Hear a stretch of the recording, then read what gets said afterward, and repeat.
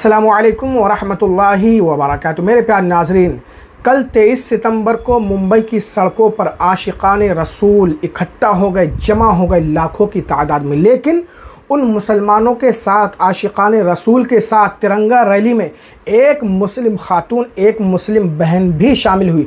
अचानक से उसके सामने मीडिया वाले आ जाते हैं और तरह तरह के उससे सवाल करने लगते हैं।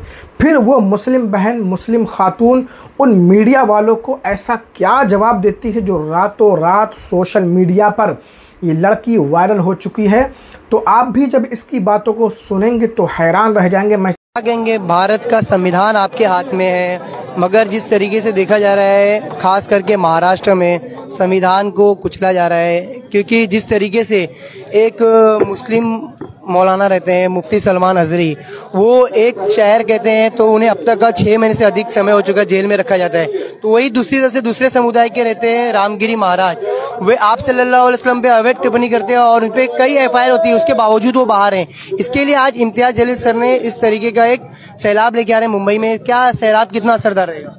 देखिए, जैसे आपने कहा मुफ्ती सलमान अजहरी साहब ने तो एक आशार पढ़े थे, उनके ऊपर पासा एक्ट लगा के आज तक उन्हें बेल नहीं मिली। तो मैं यही कहना चाहती हूँ कि देश एक, संविधान एक, तो कानून दो क्यों? आज नीतीश राणे हेड स्पीच दे रहा है, सुप्रीम कोर्ट का आदेश है कि हेड स्पीच नहीं देना चाहिए, तो भी हेड स्पीच दिया जा रहा है, मुसलमान को टारगेट किया जा रहा है और उस पर कोई कानूनी कार्रवाई नहीं होती, खाली एफआईआर होता है। रामगिरी हमारे नबी के शान में गुस्ताखी कर जाता है, उस पर 58 एफआईआर है, लेकिन आज भी उसको सलाखों के पीछे नहीं भेजा जा रहा है। तो यही संविधान हम यहाँ लेके बैठे, क्योंकि देश चलेगा तो संविधान से, किसी की दादागिरी, किसी गुंडागर्दी से नहीं चलेगा। तो आज हम यहाँ बैठे हैं तो एक जिद लेके बैठे, क्योंकि इम्तियाज जलील साहब ने जो आज आवाज उठाई है कि ला इलाहा इल्लल्लाह मोहम्मद रसूलुल्लाह के तहत जो लश्कर लेकर आ रहे हैं, तो ये लश्कर यहाँ पे सब बैठा है और ये सब उसको, रामगिरी को और नीतीश राणे को सलाखों के पीछे भेज के दम लेगा।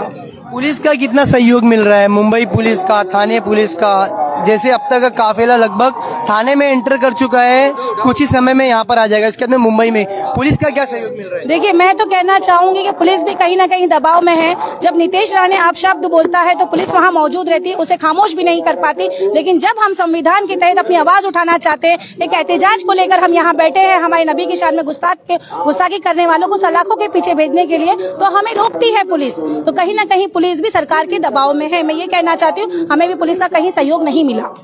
तो उम्मीद क्या है आपको आज का? मतलब अगर अरेस्ट नहीं किया जाएगा तो आप लोग का अगला कदम क्या रहेगा? देखिए, आज हम लोग मुलुंड चेक नाके पे यहाँ पे बैठे हमारे मुंबई अध्यक्ष के साथ, और मैं बता दूं कि इम्तियाज साहब यहाँ पे आ रहे हैं और हम यहाँ पे डेलीगेशन लेके मंत्रालय जाएंगे, संविधान देंगे, क्योंकि संविधान की शपथ से वो लोग कुर्सी पे बैठे थे। तो संविधान को रोंदा नहीं जाएगा, संविधान को नजरअंदाज नहीं किया जाएगा। इसी के तहत एक संदेश देंगे, अगर वो गिरफ्तार नहीं होता है रामगिरी, तब भी हम खामोश नहीं रहेंगे।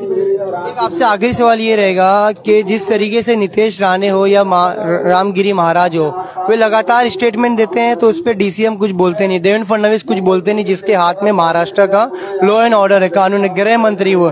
वही दूसरी तरफ धारावी में मस्जिद की बात आती है तो डीसीएम का एक बयान आ जाता है कि मस्जिद का जो इलीगल स्ट्रक्चर है उसको डेमोलिशन किया जाएगा।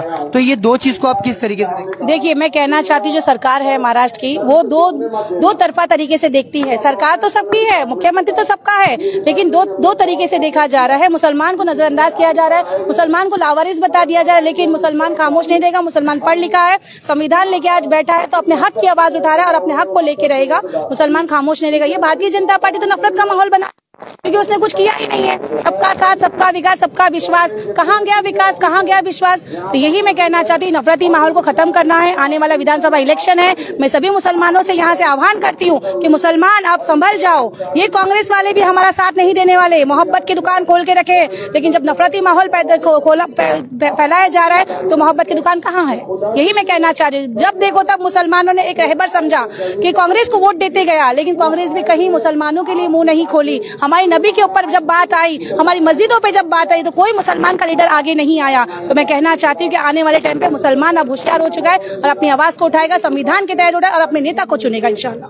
तो मेरे प्यारे नाजरीन, इस मुस्लिम बहन की बातों को सुनकर आपको अंदाज़ा हो गया होगा कि इसके अंदर इश्क़ रसूल और जज्बा ईमानी कितना है ना मोजज़न है। आज ये बहन, ये मुस्लिम खातून मिसाल है उन लड़कियों के लिए, उन बहनों के लिए जो गैरों की गोदी में जाकर के बैठ जाती हैं, अपना इस्लाम मज़हब छोड़ देती हैं और फिर उनका इबरतनाक अंजाम होता है, जिन्हें दीन के बारे में कुछ मालूमात ही नहीं है। तो ये बहन ऐसी लड़कियों के लिए मिसाल है। आपकी इस बारे में क्या राय है, कमेंट करके ज़रूर बताएं। अस्सलामु अलैकुम व रहमतुल्लाहि व बरकातहू।